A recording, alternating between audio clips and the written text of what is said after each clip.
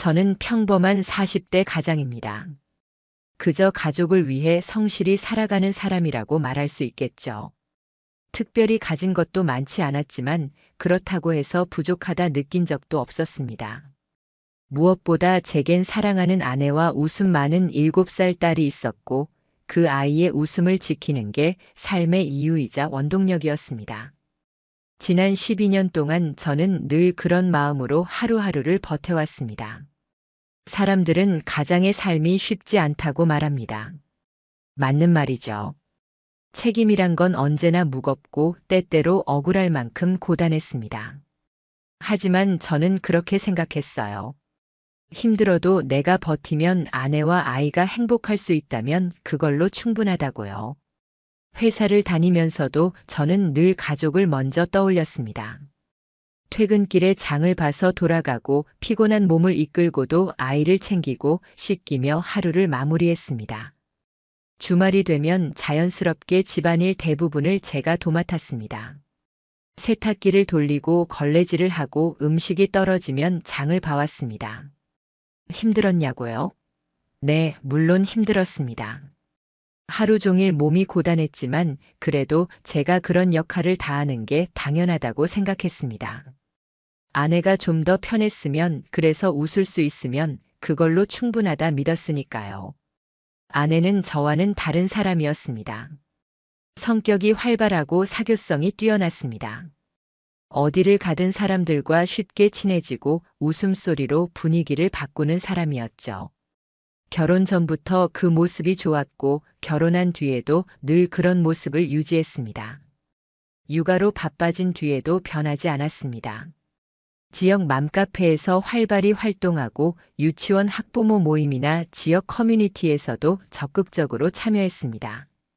저는 성격상 그런 것들을 좋아하지 않았기 때문에 아내의 이런 성향이 오히려 고맙기도 했습니다. 제가 얻지 못하는 정보, 아이 양육에 필요한 여러 가지 팁과 활동 기회들을 아내가 가져다 주었으니까요. 덕분에 아이는 다양한 체험을 할 수 있었고 저는 늘 아내를 존중했습니다. 하지만 지금 돌이켜보면 그 모든 것은 균열의 시작이었습니다. 당시엔 전혀 눈치채지 못했습니다. 그냥 활발한 아내의 성격 때문이라고, 가정을 위해 애쓰는 과정이라고만 믿었습니다.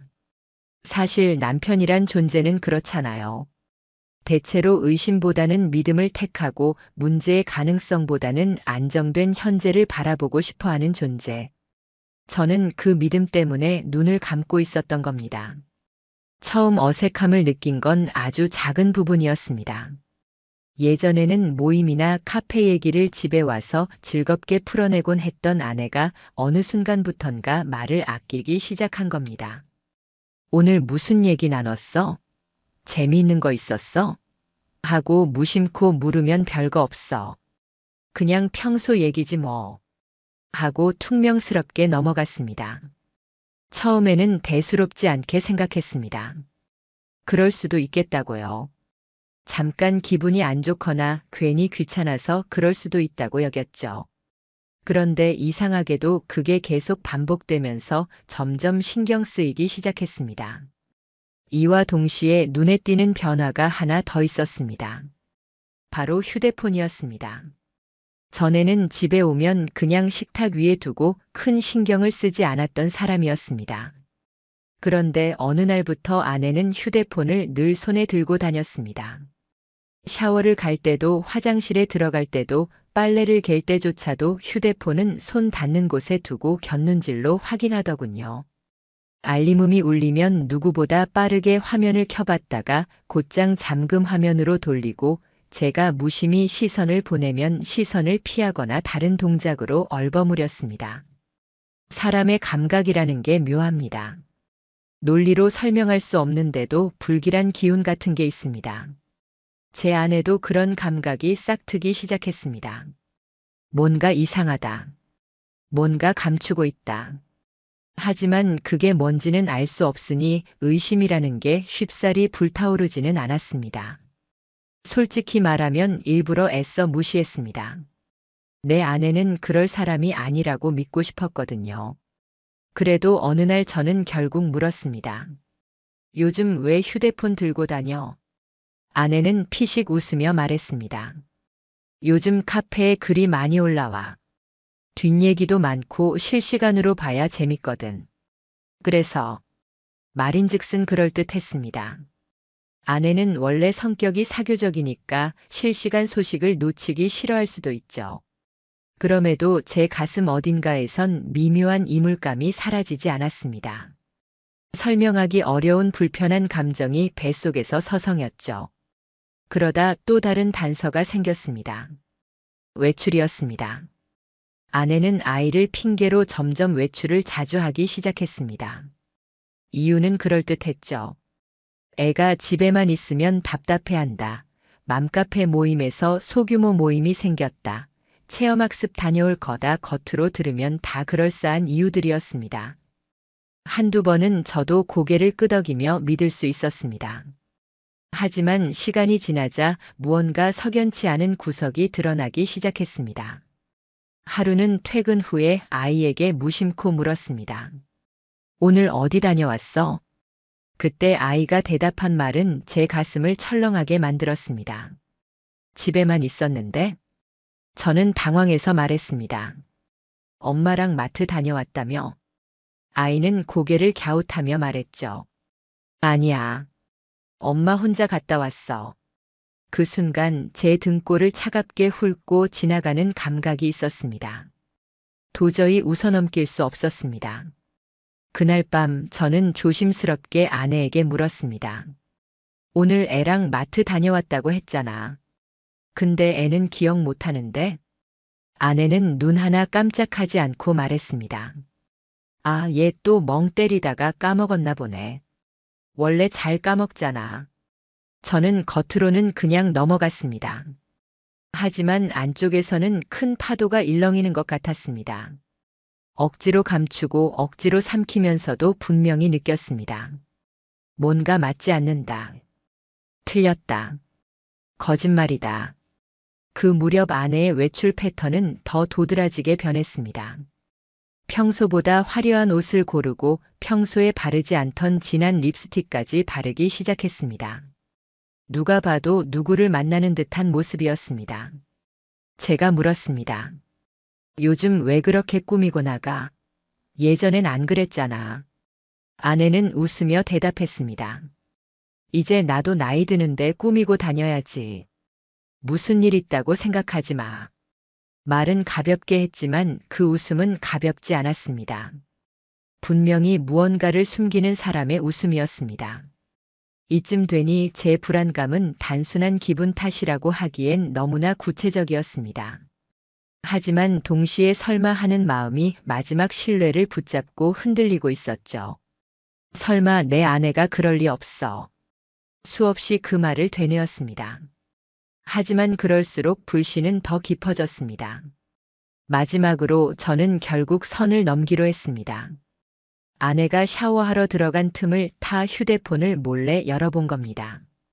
운이 좋았는지 비밀번호는 그대로였고 떨리는 손으로 카카오톡을 열었습니다. 그 순간 눈앞이 아득해졌습니다. 채팅 목록에는 지역 맘카페, 초록맘, 해피유가 같은 이름이 저장된 개인 대화방이 있었습니다. 처음엔 카페 단체 대화방인 줄 알았는데 하나를 열어본 순간 그게 아니란 걸 알았습니다. 오늘 너무 즐거웠어요. 당신 덕분에 숨 쉴 수 있어요.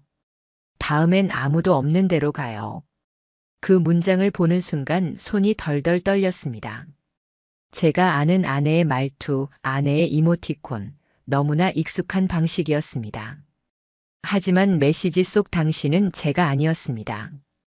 그날 밤 아내는 아무렇지 않게 제 옆에 누워 잤습니다.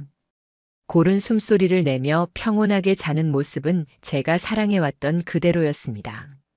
하지만 제 속은 이미 무너져 내리고 있었습니다. 잠조차 잘 수 없었습니다.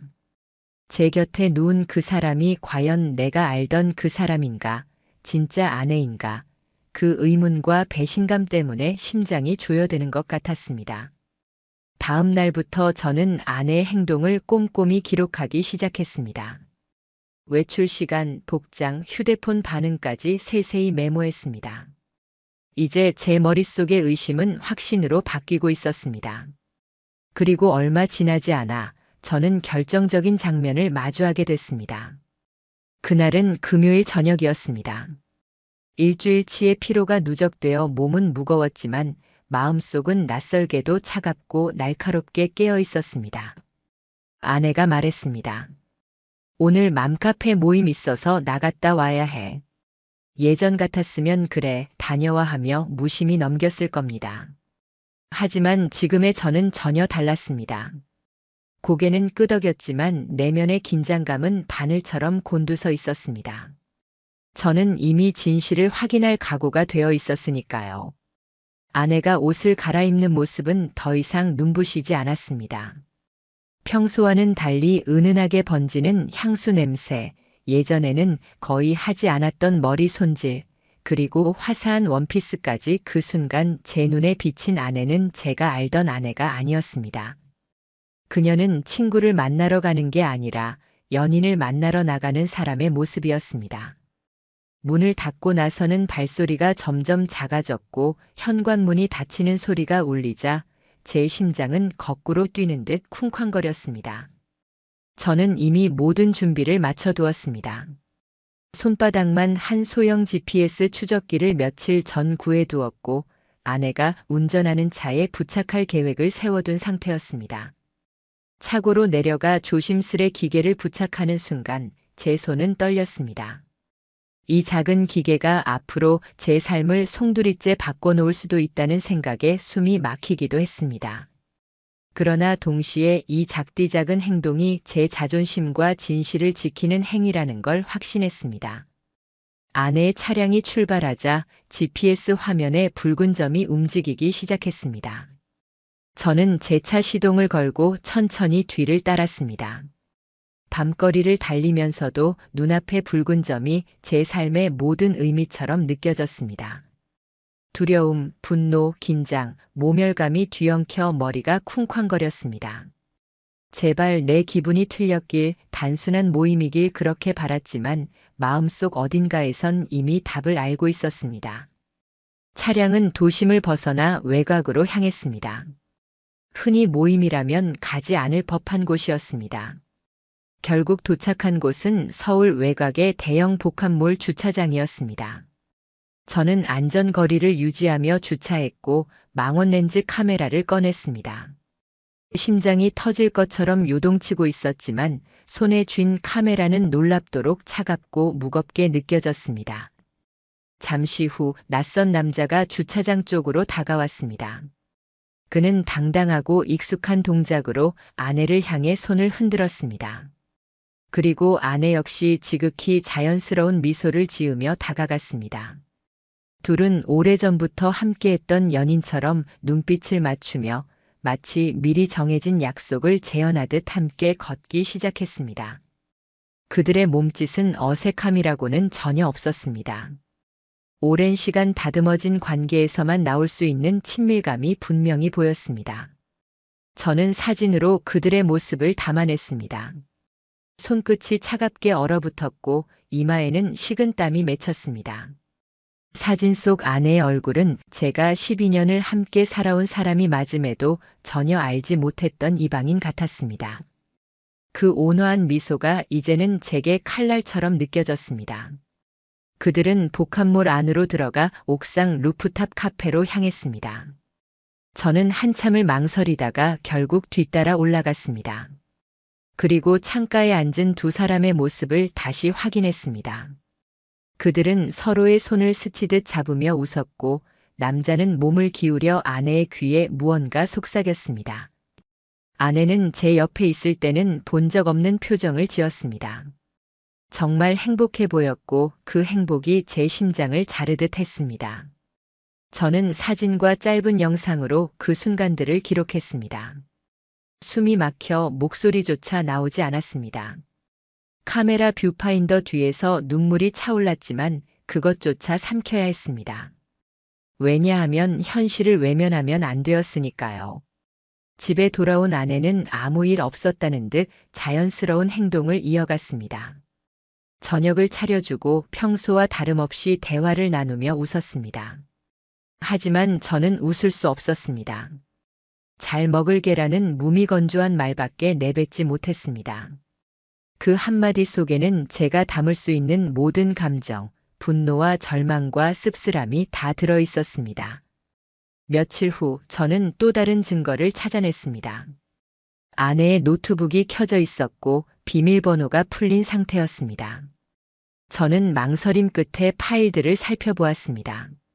그러다 육아정보교류회 3기 참석자 명단, XLSX라는 이름의 문서를 발견했습니다.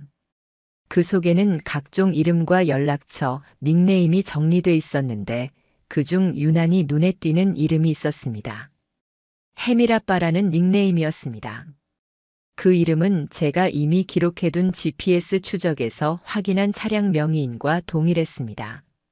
단순한 가정이 아니었습니다. 아내가 활동하던 카페에서 만난 남자와 제가 목격했던 바로 그 남자가 동일인이라는 사실이 명확하게 맞아떨어졌습니다. 서로를 익명 뒤에 숨긴 채 감정을 키우다가 결국 현실에서도 관계를 이어온 겁니다. 그제서야 모든 퍼즐이 완전히 맞춰졌습니다. 아이를 핑계로 했던 외출, 꾸밈, 낯선 휴대폰 사용 패턴, 카페 활동의 침묵 모든 게 해밀아빠라는 남자와 맞닿아 있었습니다. 저 혼자만 모르고 있었던 겁니다. 세상 누구보다 가까운 사람이라고 믿었던 존재가 사실은 철저하게 저를 속이고 있었던 겁니다. 며칠 동안 저는 정상적인 생활을 할 수 없었습니다. 출근을 해도 눈앞에 업무가 들어오지 않았고 늦은 밤 혼자 깨어 아이의 숨결을 들으며 가슴이 무너져 내렸습니다. 같은 집, 같은 식탁, 같은 침대에서 아무 일 없다는 듯 웃는 그녀를 보는 것은 가혹한 고문과 같았습니다. 저를 배신한 것은 물론 그 사실을 아무렇지도 않게 숨기고 살아가는 그 얼굴이 더 끔찍했습니다. 결국 저는 법률 상담을 받기로 했습니다. 그간 모은 증거들을 변호사 앞에 내밀었을 때 그는 고개를 끄덕이며 말했습니다. 증거는 충분합니다. 상간남 소송도 가능하고 이혼 소송도 유리하게 진행할 수 있어요. 그 말을 들었을 때 왈칵 눈물이 밀려왔습니다. 괴롭히던 감정을 누군가 객관적으로 인정해주는 그 순간 제 억울함의 무게가 조금은 덜어진 듯 했습니다. 하지만 저는 바로 소송에 돌입하지 않았습니다. 아직 아이가 있었고 무엇보다 두 사람에게 같은 고통을 돌려주고 싶었기 때문입니다. 제 혼자만 무너지는 게 아니라 그들에게도 똑같은 무너짐을 안겨주리라 결심했습니다. 그래서 더 치밀하게 움직이기로 했습니다. 저는 다시 GPS를 켜놓고 다음 만남을 노렸습니다. 동시에 상간남의 신상을 파악하기 시작했습니다. 알면 알수록 충격적이었습니다. 그는 기혼자였고 아이도 둘이나 있는 가장이었습니다. 결국 저는 그의 아내에게 익명으로 메일을 보냈습니다. 당신 남편 해밀아빠라는 이름으로 제 아내와 관계를 유지하고 있습니다. 증거가 필요하시다면 도와드리겠습니다. 며칠 후 떨리는 목소리에 전화가 걸려왔습니다. 그는 이미 남편의 이상함을 감지하고 있었지만 확실한 증거가 없었다고 했습니다. 저도 알고 있었어요. 하지만 어떻게 해야 할지 몰랐어요. 같이 해요. 그녀의 그 말에 저는 낯선 안도감을 느꼈습니다. 더 이상 혼자가 아니라는 것, 이제 싸울 힘을 얻었다는 것이 기묘하게 위로가 되었습니다. 이제 저는 혼자가 아니었습니다. 나와 같은 피해자가 있었고 우리의 전선은 치밀하게 준비돼 가고 있었습니다. 그리고 언젠가 반드시 그들의 위선적인 세계를 무너뜨릴 날이 오리라는 확신이 생겼습니다. 제 삶은 이전과는 전혀 다르게 움직이기 시작했습니다. 혼자 끙끙 앓으며 증거를 모을 때는 그저 구멍난 배 안에 물을 퍼내고 있는 기분이었는데 이제는 노를 쥔 동료가 생긴 듯한 안정감이 있었습니다. 해밀아빠의 아내, 그러니까 상간남의 배우자는 저와 같은 피해자였습니다. 그녀 또한 오랜 시간 남편의 불륜에 감지된 기운을 느끼고 있었지만 확실한 증거를 손에 쥘 용기가 없었던 겁니다. 우리는 처음 통화했을 때부터 서로의 마음을 너무나 잘 이해했습니다. 목소리가 떨리고 분노와 슬픔이 뒤섞여 제대로 문장을 잇기도 힘들었지만 서로가 서로의 말을 끝까지 들어주었습니다. 며칠간 우리는 밤마다 연락을 주고받으며 각자의 상황을 공유했습니다. 저는 아내의 외출 날과 시간, 휴대폰 사용 패턴, 사용하던 이모티콘까지 모두 기록해 두었고, 그녀는 남편이 퇴근 후 어디로 갔는지, 주말마다 등산이라며 집을 비우는 시간을 세세히 설명해 줬습니다. 서로의 기록을 맞춰보니 간단했습니다. 퍼즐 조각처럼 딱딱 맞아 들어갔습니다. 제 아내가 외출한다고 말했던 날과 혜밀 아빠가 집을 비웠던 날은 정확히 일치했습니다. 아내가 아이와 체험 활동을 간다던 그 시간에 아이는 집에 있었고, 남자는 등산 간다고 했던 그 시간에 실제 위치 기록은 교외의 카페나 모텔, 펜션 근처에 찍혀 있었습니다. 이제 더 이상 우연이라는 말은 통하지 않았습니다. 우리는 결정적인 날을 정하기로 했습니다. 증거는 이미 충분했지만 사람은 누구나 벗어날 구멍을 찾으려 드는 법입니다. 그들의 입에서 직접 부정할 수 없는 장면을 만들어야 했습니다. 그래야 이후 어떤 판결이 나오든 어떤 변명이 나오든 모두 가볍게 무너질 수밖에 없을 테니까요. 며칠을 준비한 끝에 날짜를 정했습니다. 바로 그들이 자주 만났던 루프탑 카페. 2주 전에도 그곳에서 함께 있었다는 사실을 GPS로 확인했으니 이번에도 같은 요일 같은 시간대에 올 거라 확신했습니다. 저는 회사에 조퇴를 내고 아내에게는 평소처럼 아무렇지 않게 행동했습니다. 그녀는 여전히 익숙한 핑계를 댔습니다. 오늘 체험 모임 있어서 조금 늦을 거야. 저는 무표정하게 고개만 끄덕였습니다. 속으로는 모든 계획을 마쳤지만 티 한 점 내지 않았습니다. 상간남의 아내는 친정에 아이들을 맡기고 나왔습니다. 우리가 카페 근처에 도착했을 때 서로의 표정은 긴장으로 굳어 있었습니다. 그녀는 손에 휴대폰을 꽉 쥐고 있었고 마디마디 하얗게 질려 있었습니다. 정말 올까요? 그녀가 떨리는 목소리로 말했습니다. 저는 단호하게 대답했습니다. 옵니다. 반드시 옵니다. 그리고 정확히 오후 1시 47분 주차장 쪽에서 두 사람이 함께 걸어오는 모습이 보였습니다. 아내와 상간남은 서로를 보는 순간 자연스럽게 웃었고 아무렇지 않게 팔을 스치며 건물 안으로 들어섰습니다. 그들의 모습은 너무 당당해서 더욱 역겨웠습니다. 제 뱃속에서 도살장으로 끌려가는 짐승처럼 분노와 굴욕이 부글부글 끓어올랐습니다. 우리는 일단 선뜻 따라 들어가지 않았습니다. 타이밍을 기다렸습니다. 약 30분 뒤 카페 직원이 테이블을 치우고 음료를 나르는 틈을 타서 안으로 들어갔습니다. 제 눈은 곧장 창가 구석의 테이블을 찾았습니다. 그리고 거기 머리를 맞대고 웃으며 앉아있는 두 사람이 있었습니다. 아내는 남자의 손을 꼭 잡고 있었고 케이크 조각을 집어 먹여주기도 했습니다. 바로 옆 좌석에 앉아있던 사람들조차 불편할 정도로 다정한 모습이었습니다. 그들은 세상에 우리 같은 존재가 없다는 듯 마음껏 웃고 있었습니다. 제 발걸음은 자동으로 그들 곁으로 향했습니다. 순간 마치 시간이 느려진 것 같았습니다. 한 걸음 또 한 걸음. 제 시선이 닿자마자 아내의 얼굴이 흑빛으로 질리기 시작했습니다. 눈이 휘둥그레 커지더니 입술이 달달 떨렸습니다. 그녀는 아무 말도 못하고 제 눈을 피했습니다.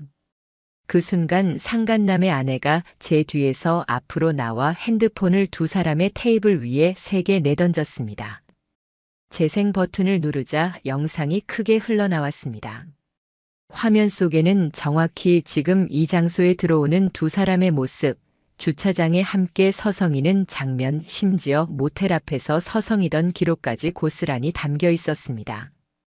영상 속의 행복 가득한 웃음은 지금 이 자리에 있는 그들의 표정과 겹치며 콧속을 찌르는 역겨움을 더했습니다. 사람들의 시선이 쏠렸습니다. 주변 테이블에서 커피를 마시던 이들이 하나같이 고개를 돌려 그들을 쳐다봤습니다. 아내는 황급히 손으로 화면을 끄려 했지만 이미 늦었습니다. 웅성거림이 퍼졌고 이제 더는 변명할 시간조차 허락되지 않았습니다. 아내는 간신히 입을 떼었습니다. 이건 오해야.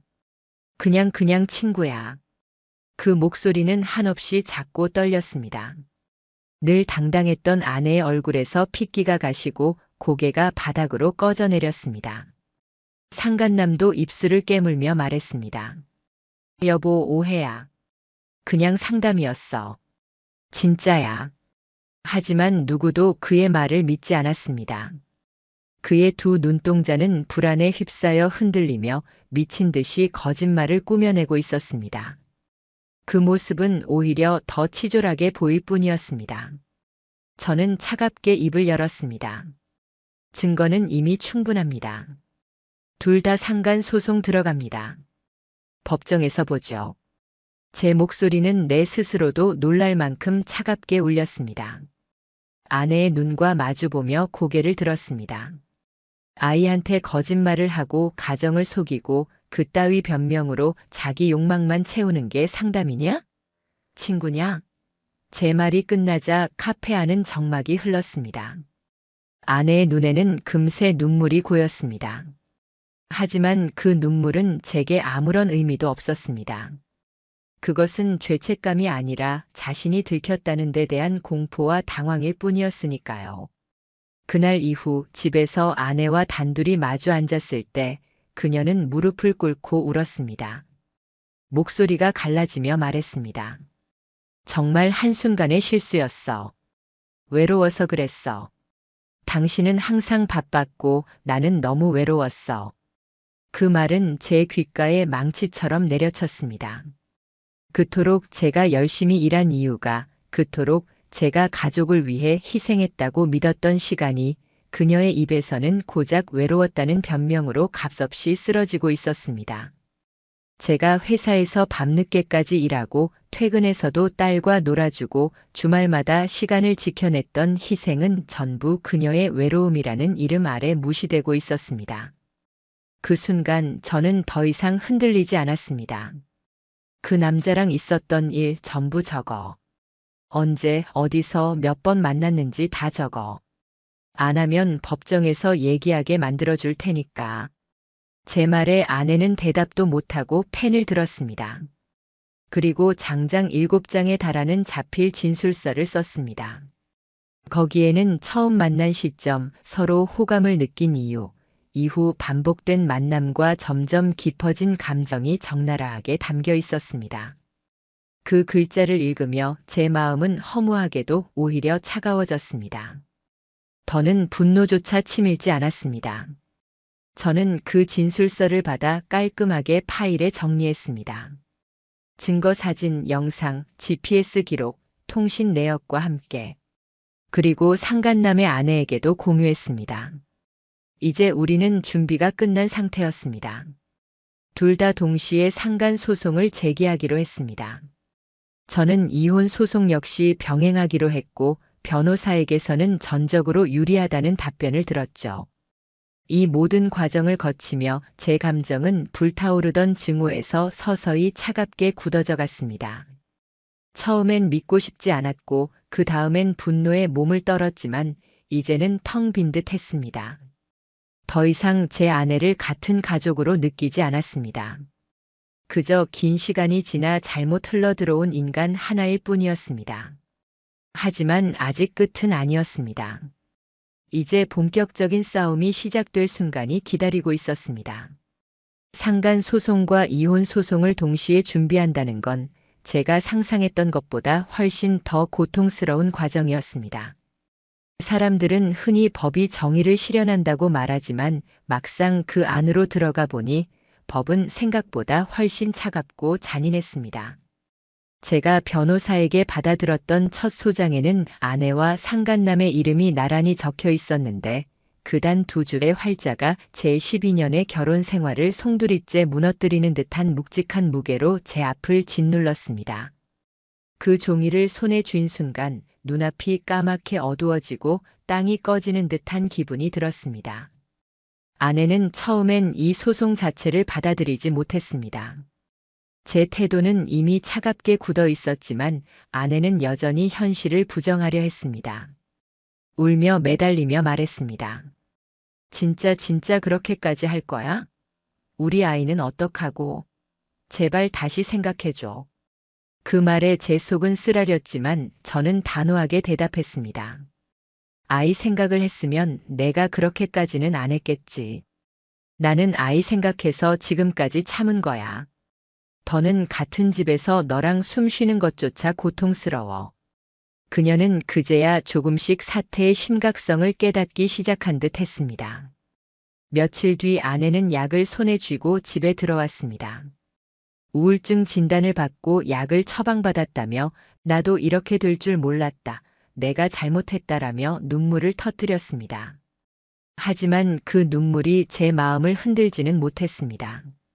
눈물은 상황을 되돌리지 못했고 이제는 변명이 아니라 결과가 남았을 뿐이었습니다. 한편 상간남의 아내는 저보다 훨씬 더 냉정하고 빠른 움직임을 보였습니다.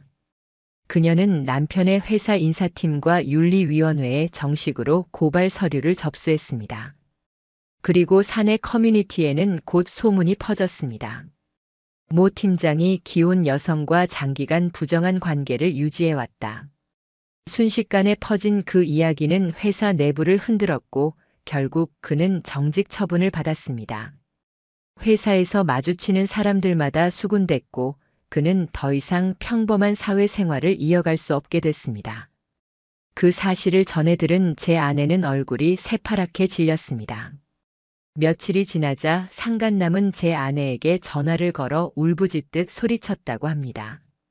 다 망했다. 왜 이렇게 일을 키웠어? 그냥 조용히 했으면 됐잖아. 그 사람의 말은 오히려 저를 비참하게 웃음 짓게 만들었습니다. 자기 발로 불륜을 저질러 놓고 그 끝이 무너지는 순간에도 후회하는 건 사랑이 아니라 자기 인생이 망가진 것에 대한 원망뿐이었던 겁니다. 저는 그 말을 듣고 혀끝을 깨문 채 겨우 웃음을 삼켰습니다. 정말 가소로웠습니다. 법정에 서는 날 처음으로 아내가 공식적으로 고개를 숙였습니다. 판사의 앞에서 그녀는 울음을 터뜨리며 말했습니다. 남편에게 너무 죄송합니다. 순간의 외로움, 순간의 충동이었어요. 정말 잘못했습니다. 그녀는 손등으로 눈물을 훔치며 고개를 떨궜습니다. 하지만 판사의 눈빛은 냉정했습니다. 판결문을 읽어 내려가며 단호히 말했습니다. 피고는 배우자의 외도 상대와 장기간 관계를 이어갔고 사회 통념상 용인될 수 없는 행위를 반복했습니다. 이는 명백히 가정을 파탄에 이르게 한 행위이며 책임은 피고에게 있습니다. 그날 휴정 시간이 되어 법정 밖으로 나왔을 때 그곳에서 상간남과 마주쳤습니다. 그는 한동안 말없이 제 앞에 서 있다가 갑자기 고개를 숙이며 중얼거렸습니다. 진심으로 죄송합니다. 돌이킬 수 없는 잘못을 했습니다. 모든 책임은 제가 지겠습니다. 그의 목소리는 떨렸지만 그 눈빛에는 죄책감이 없었습니다. 오직 자신의 인생이 무너져 내리는 것에 대한 두려움만이 가득했습니다. 저는 그 눈빛에서 전혀 위로를 얻을 수 없었습니다. 오히려 더 차갑게 외면했을 뿐입니다. 판결은 생각보다 빠르게 내려졌습니다. 법원은 아내와 상간남이 장기간 부정한 관계를 유지했고 의도적으로 가정을 파탄에 이르게 했다고 명시했습니다. 그에 따라 두 사람은 제게 각각 3천만 원의 위자료를 지급하라는 명령을 받았습니다. 동시에 이혼 소송에서도 제 손을 들어주었습니다. 저는 양육권과 친권을 모두 가져갔고 아내는 양육비를 지급하는 조건으로 아이와의 법적 관계만 유지할 수 있게 되었습니다. 그날 법원을 나서는데 복도 벤치에 앉아 있던 아내의 모습이 눈에 들어왔습니다. 머리는 흐트러져 있었고 손수건은 눈물로 젖어 있었습니다. 그동안의 자존심도 뻔뻔함도 모두 사라지고 그저 초라하게 무너진 인간 하나가 주저앉아 울고 있었습니다. 그녀는 제게 다가와 떨리는 목소리로 말했습니다. 내가 이렇게까지 될 줄 몰랐어. 진짜 내가 뭔 짓을 한 건지 이제야 알겠어. 하지만 그 말도 공허하게만 들렸습니다. 이미 뒤늦은 깨달음이었고 아무 의미도 없는 후회일 뿐이었으니까요. 법정에서 돌아온 저에게 남은 가장 큰 과제는 딸아이에게 이 모든 상황을 어떻게 설명할 것인가였습니다. 아이는 어느 날부터 집에서 엄마가 보이지 않는 것을 이상하게 여기기 시작했습니다. 엄마 어디 갔어? 왜 안 와? 아이는 호기심 가득한 눈으로 저를 바라봤습니다.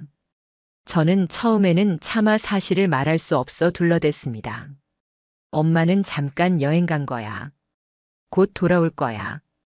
그러나 아이의 눈빛은 점점 달라졌습니다. 아이는 생각보다 훨씬 빠르게 모든 걸 감지하고 있었습니다. 결국 저는 진실을 말하기로 했습니다. 나를 잡고 아이와 둘이 앉아 조용히 말했습니다. 엄마는 아빠랑 다르게 살아야 할 일이 생겼어. 하지만 넌 여전히 엄마 아빠 둘 다 사랑하는 아이야. 그것만은 변하지 않는 사실이야. 제 말에 아이는 눈을 크게 떴다가 한참을 입술을 깨물었습니다. 그리고는 고개를 끄덕이며 말했습니다. 알았어. 나 아빠랑 둘이 살아도 괜찮아. 그 말에 제 가슴이 무너졌습니다.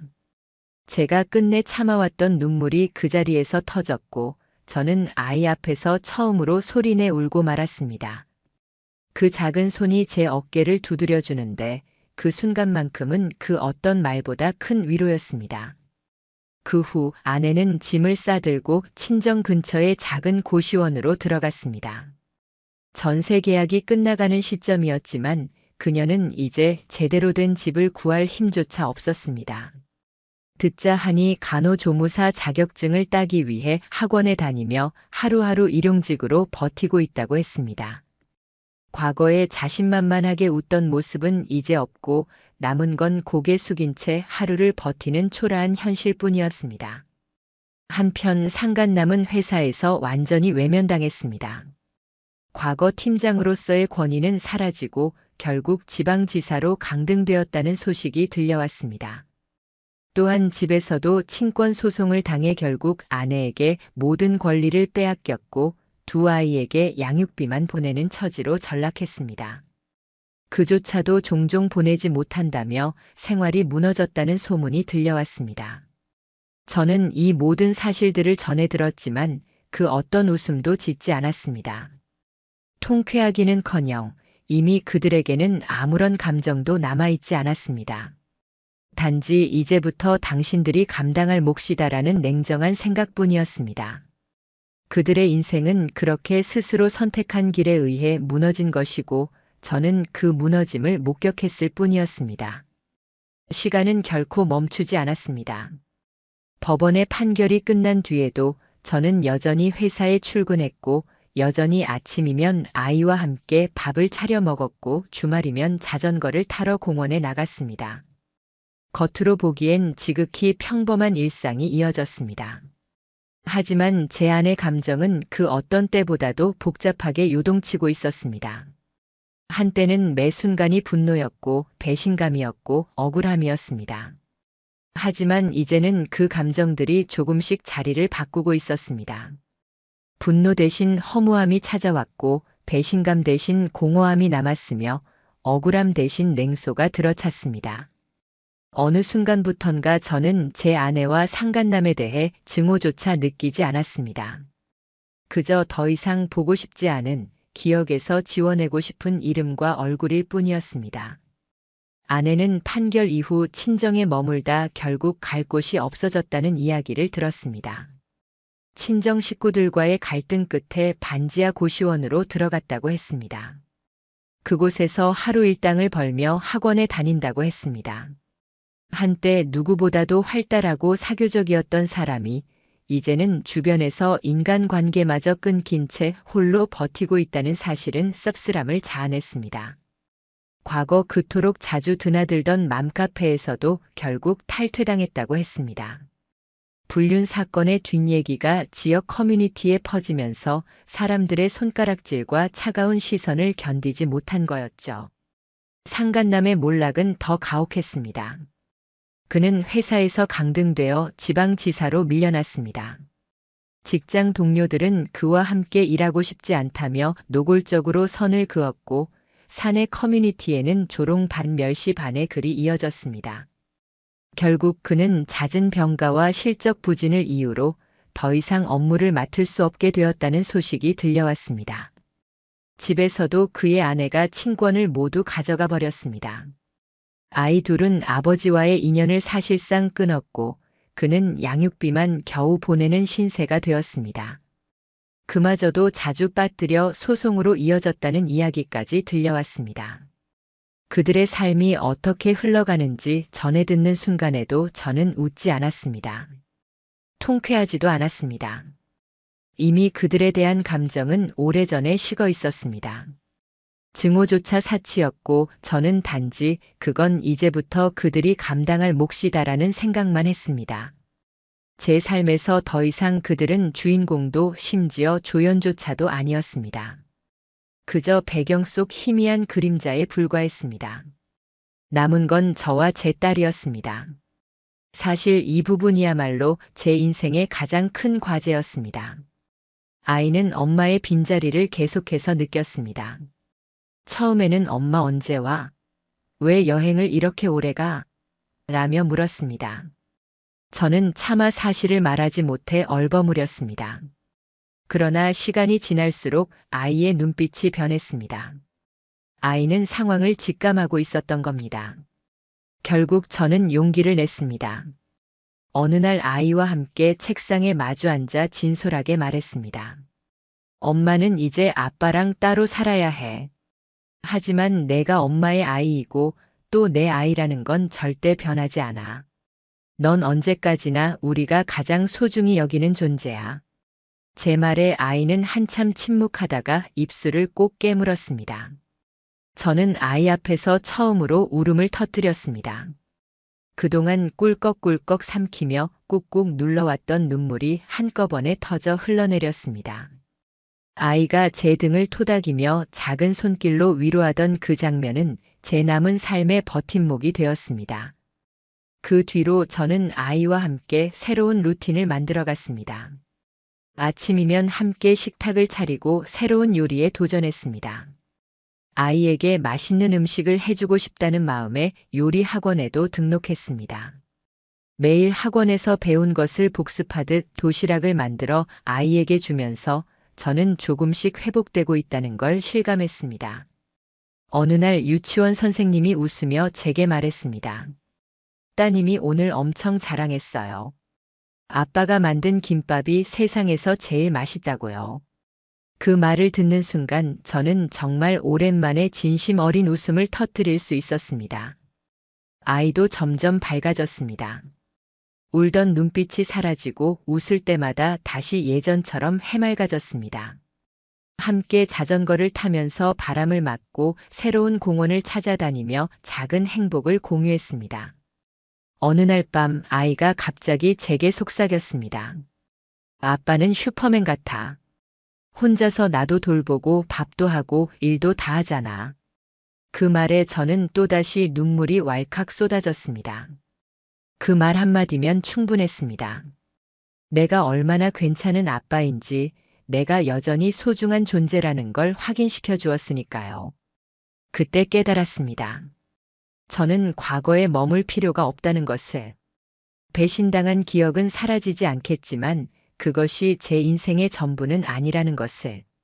아이의 작은 손을 잡고 매일 새롭게 살아가려는 순간들이야말로 진짜 제 삶의 의미라는 것을요. 물론 회복의 길은 순탄하지 않았습니다. 여전히 밤마다 문득 떠오르는 기억들이 있었고 때로는 허무와 고독이 몰려와 불면의 시간을 보내기도 했습니다. 하지만 아이의 존재가, 그 작은 웃음이 저를 다시 일으켜 세웠습니다. 저는 무엇보다도 아이를 지켜야 한다는, 그리고 그 아이와 함께라면 어떤 상처도 견딜 수 있다는 믿음을 가지게 되었습니다. 이제 저는 새로운 계획을 하고 있습니다. 시간이 충분히 흐른 뒤 딸과 함께 다른 도시로 이사할 생각입니다. 새로운 도시에서 새로운 시작을 하고 싶습니다. 더 이상 과거의 그림자가 드리우지 않는 곳에서 제 아이와 함께 조용히 살아가고 싶습니다. 언젠가 그럴 날이 오면 저는 제 이름조차 바꿀지도 모릅니다. 그저 다시는 그들의 이름, 그들의 얼굴과 연결되지 않는 인생을 살고 싶습니다. 이 이야기를 끝까지 들어준 여러분에게 제가 해주고 싶은 말은 하나입니다. 혹여 당신도 나처럼 소중한 사람에게 배신당했다면 절대 그것을 당신 잘못으로 돌리지 마세요. 당신은 잘못한 게 없습니다. 쓰러져야 할 사람은 그들이고 당신은 반드시 다시 일어설 사람입니다. 저는 제 이야기가 그 증거입니다. 무너진 사람도 다시 살아갈 수 있습니다. 아이의 웃음 하나로도 또 스스로의 의지로도 우리는 새로운 삶으로 나아갈 수 있습니다.